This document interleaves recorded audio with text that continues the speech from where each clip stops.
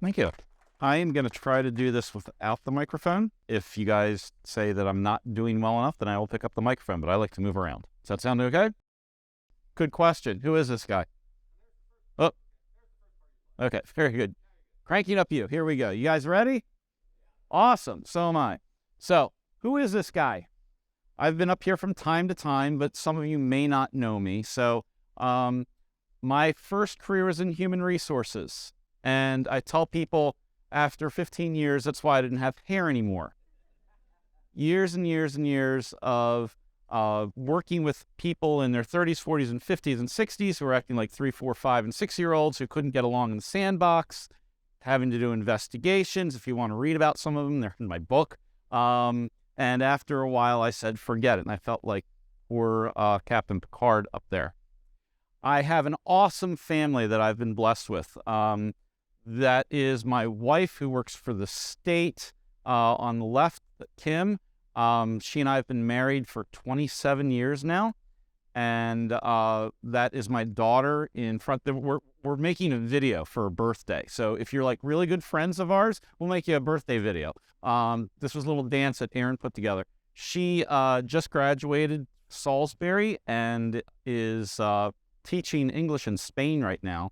And then my son, Colin, is on the right. He just graduated West Virginia, and he's engineering down in Northern Virginia.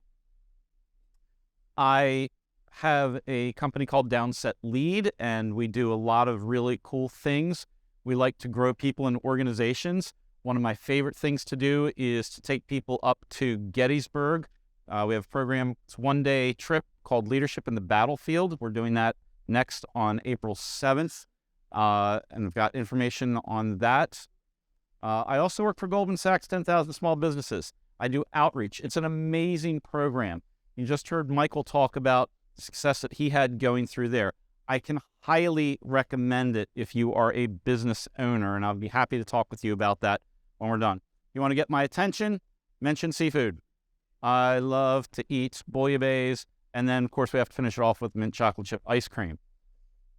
If you are into the Myers-Briggs or DISC, which is the couple things that I handle that my company teaches, I am an ENTP and an ID, if that means anything to you all. So there's a little bit about me. But let's talk about you, because that's what we're here about, is to talk about you guys, right?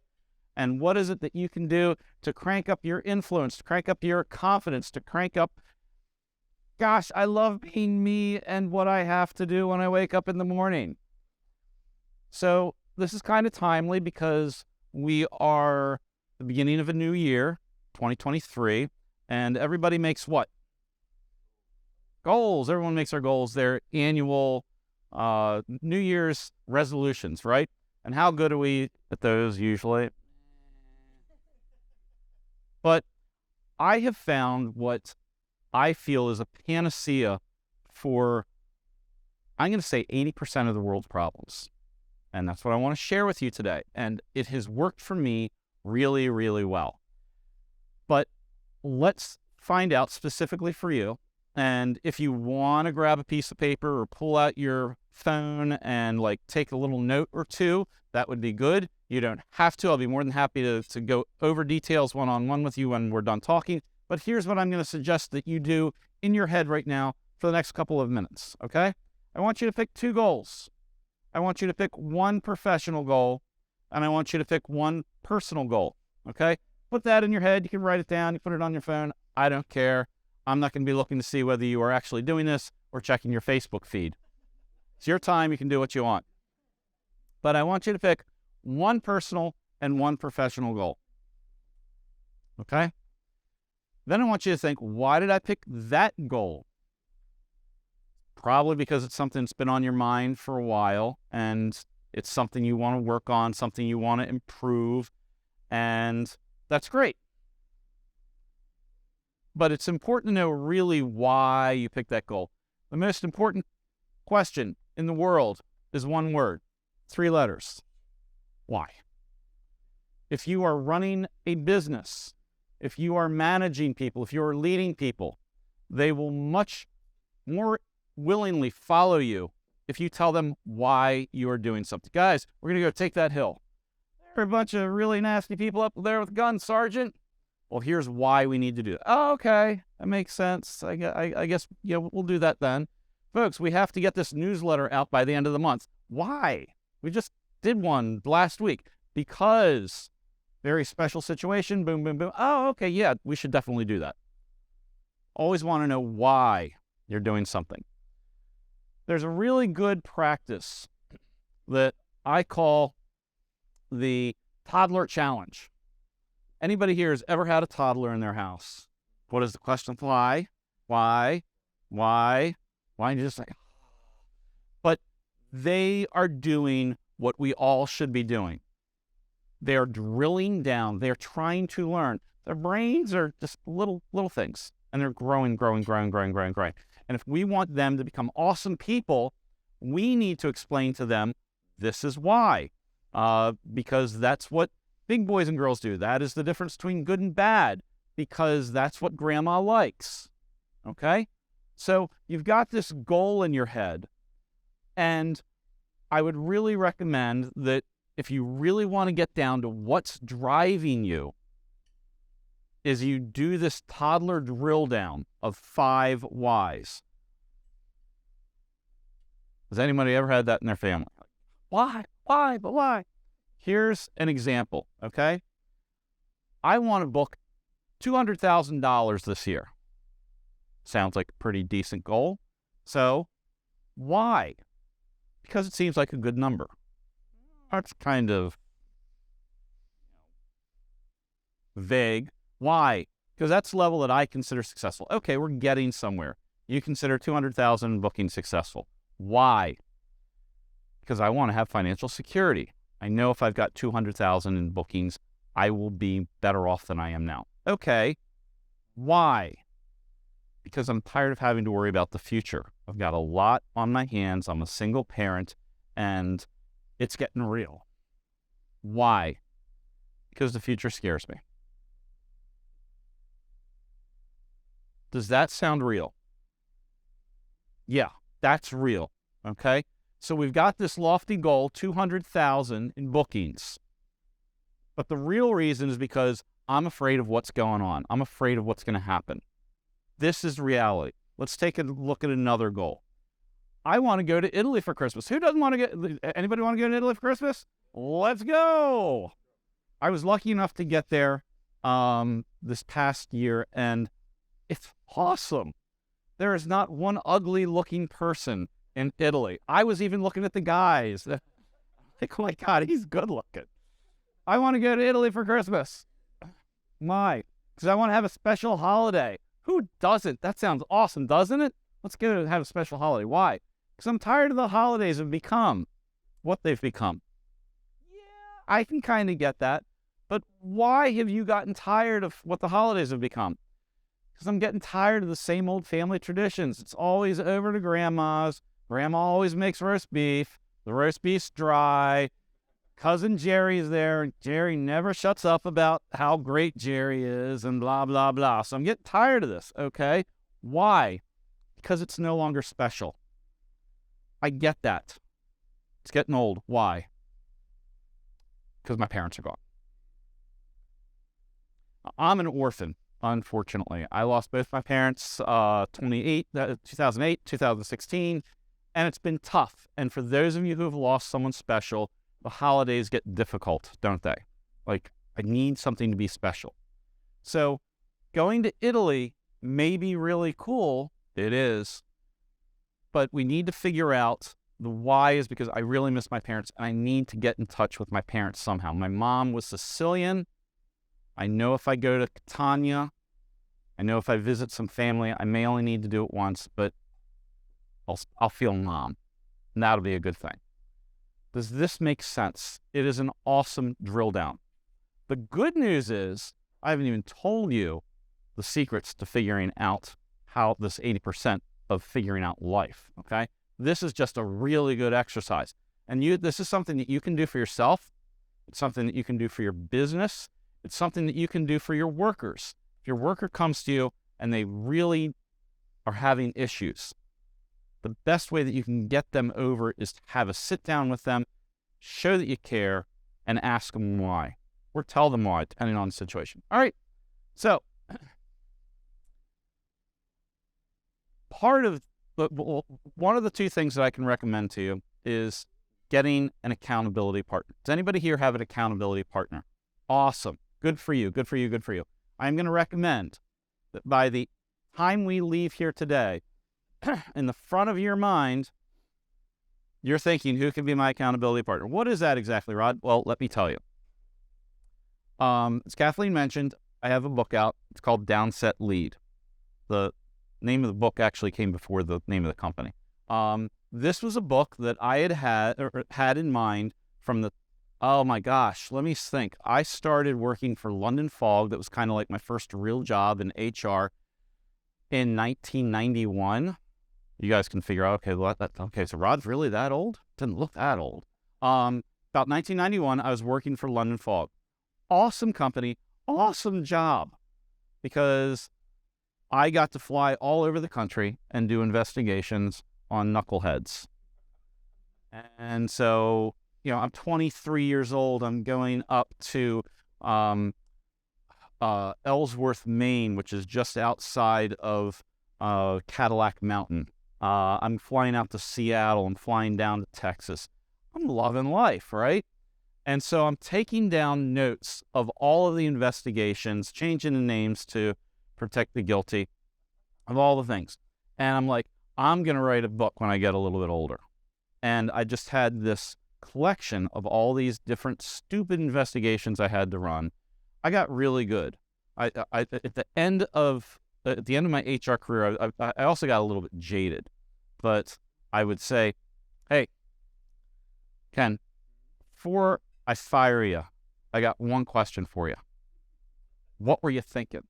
And Ken would be like, well, I was thinking this, and boom, boom, boom, like kind of explaining everything. Like, I'm sorry, that doesn't save you.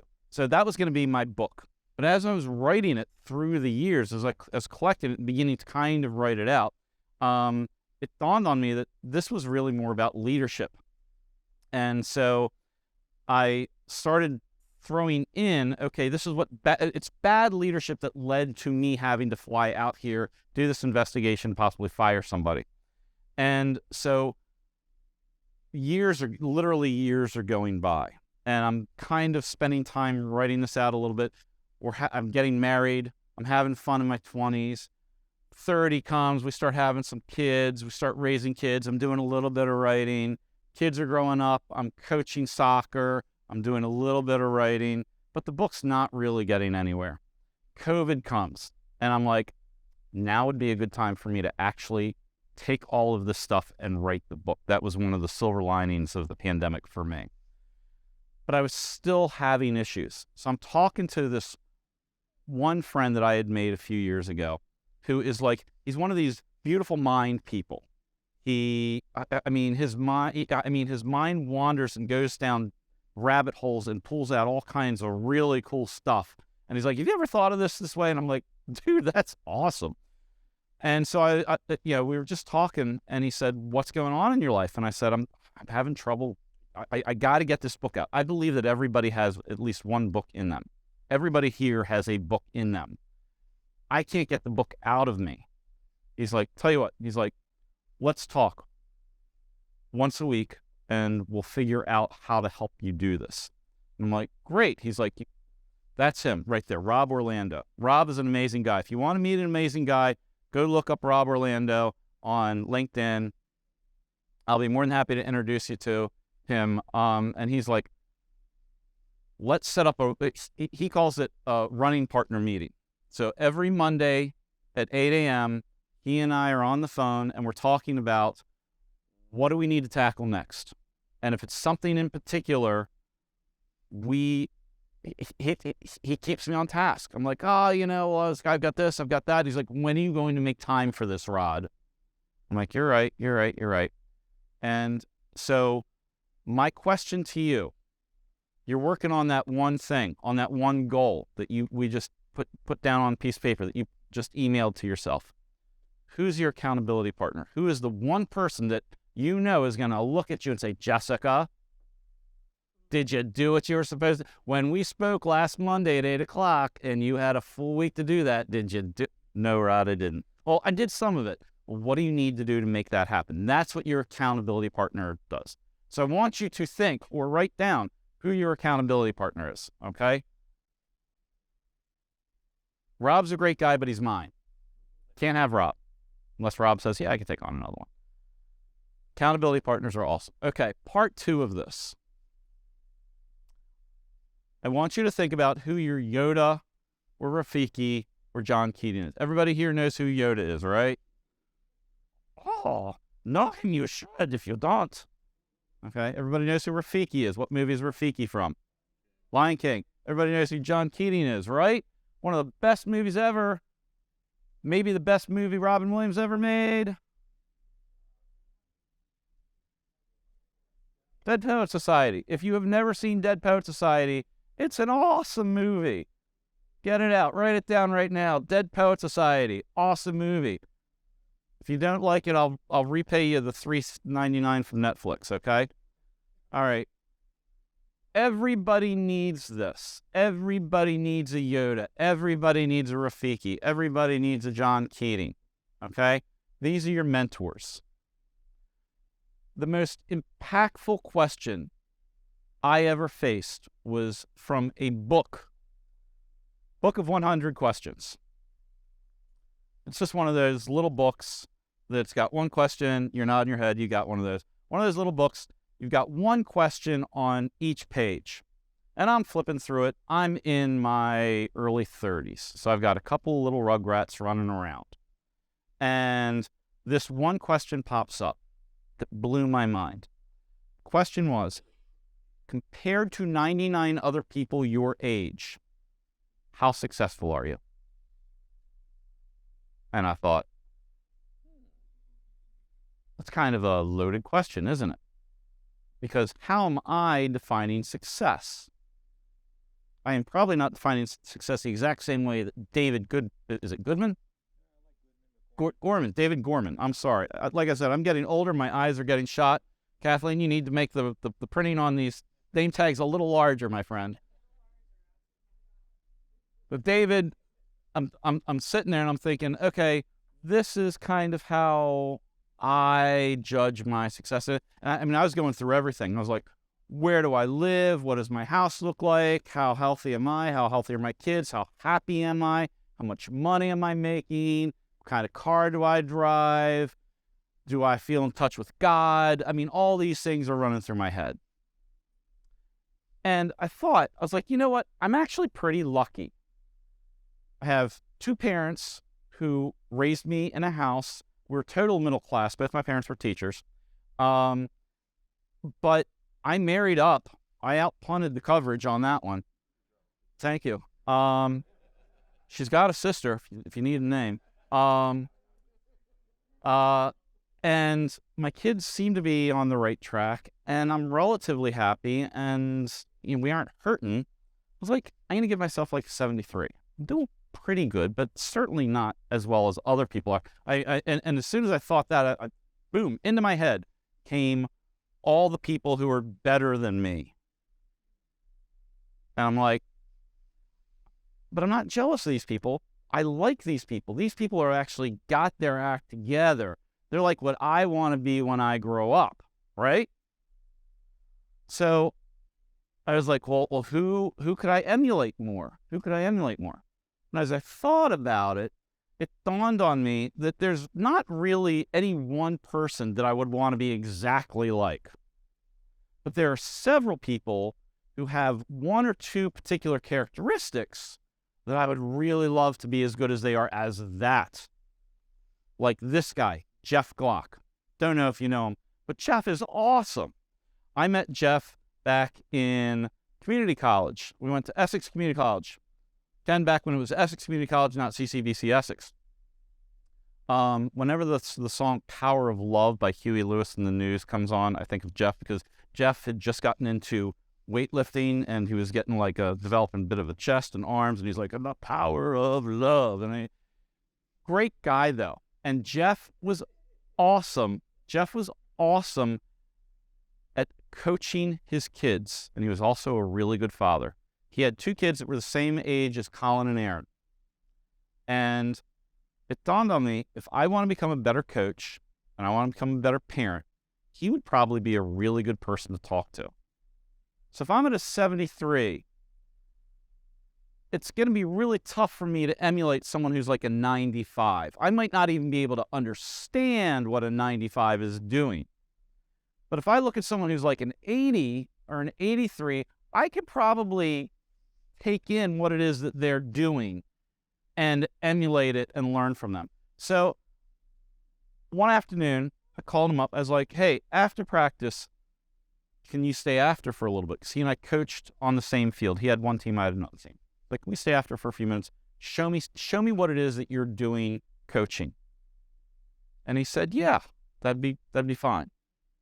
So that happened, and he taught me a couple of drills to run. And I ran those drills next practice, and it went pretty well. And then he came over after that when he goes, how'd it go? It's good. We started talking about his kids. I was like, how is it that you get your kids to do the things that I can't get my kids to do?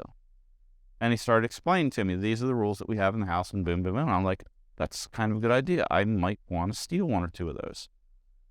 Because I found that if you find somebody who does something better than you do and you want to begin to emulate them, it's really easy to ask them, hey, you mind if we sit down for 20 minutes and you can tell me how you pull that off? I guarantee you that 90% of the time the person's going to say yes, because what is the one thing that we like to talk about the most? Ourselves. Oh, Rod wants to learn about how I do this? Sure, Rod. Buy me a coffee. I'll be more than happy to. Flash forward. I'm there with my buddy, Pat Maycomer. Pat was my boss, but she also became a mentor of mine. I met Pat. My kids were 8, 9 years old. She had a couple of boys who were a little bit older. Pat had an amazing family life.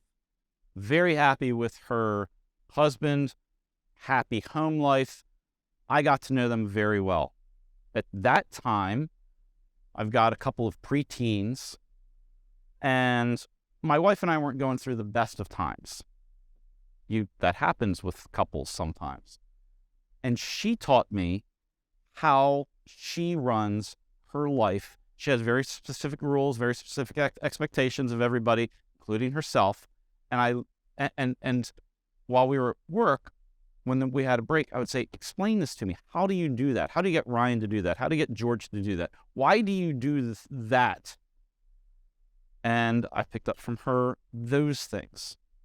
And just like I did with Jeff, and learning from him how to become a better coach and maybe moving up from a 73 to maybe a 76, 78, I did that as being a father and a husband.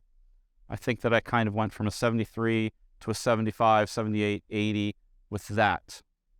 Fast forward to about a few years ago. I had met this guy, Jay, a while back. Really cool guy. Has his own business. Extremely successful. He has a travel agency, corporate travel agency, based out of Bel Air. Highly recommend you look him up. I've been doing my job. I was then at Hartford Community College. I've been doing it for about 12 years. Loved my job, but I was getting really bored of it. I was good at it, liked it a lot, but I'm like, I need something more. And I started doing kind of what I'm doing now. I started going out, started going to like little talks, and I was playing around with the idea of maybe I'll start my own company. Maybe I'll eventually leave Hartford Community College. And this guy, he was the guy that was like, let go of the side of the pool. You've got this. You have this. You've got the ability. You've got the smart. You've got whatever it takes. And finish that damn book that you keep talking about. Here's a guy who is playing well up into the 90s with running a business and having the confidence to manage a business. And that's what I needed to hear. And in each case, that's what Jeff, Pat, and Jay gave me, was confidence, because they were a mentor to me. They were an unofficial mentor that I created for myself by reaching out to them and saying, Jay, got a question about what I should do about this situation. What should I charge these people? Why should I change the book into this direction? Should I join this chamber? Do you have 30 minutes? Can I buy you a coffee? And what did Jay say? Sure. Because what does Jay like talking about? Jay. Just like Jeff talking about Jeff, and Pat likes talking about Pat. Rod likes talking about Rod. You want to buy me a cup of coffee, Larry? I will be more than happy to spend 30 minutes talking to you about whatever it is that I think I know. Soccer. Sure. Larry and I, we go back. No one texts more than Larry.